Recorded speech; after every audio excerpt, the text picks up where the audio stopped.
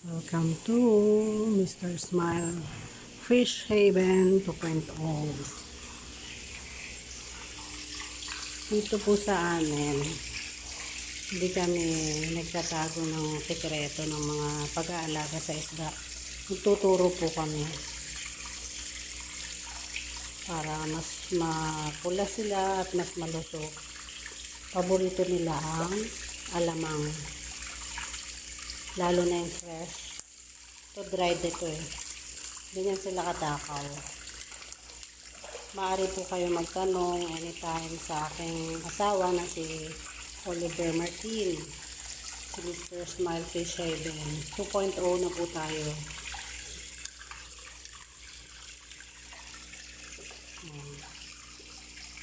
Sa mga newbies, yan. Yan ang mga pwedeng pakain sa Oscar.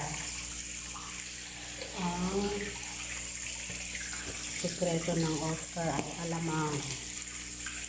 Sakaw sila, paborito nila yan. Dried alamang po. Tinatawag din siyang kurus. Yan, paborito nila yan. Mabango para sa kanila yan.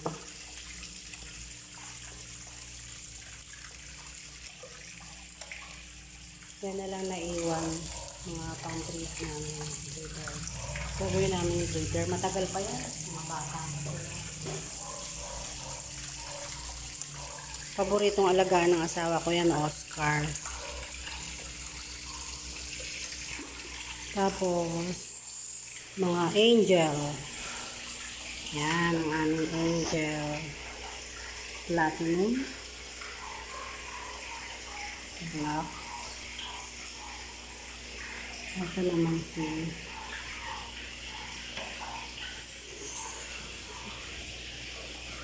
malipas yan. Yan. Ito ako yan eh. Si Wakat. Wakat. Hello, Wakat.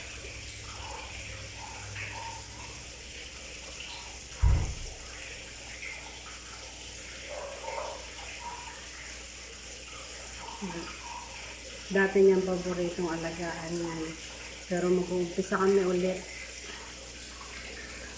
Ito, angel ulit.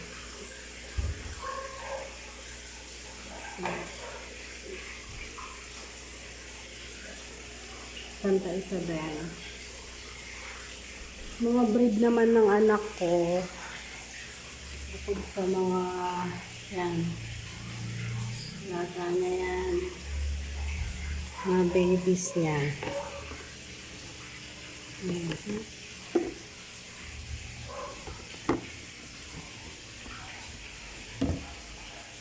Mga paboritong i-breed naman ng anak.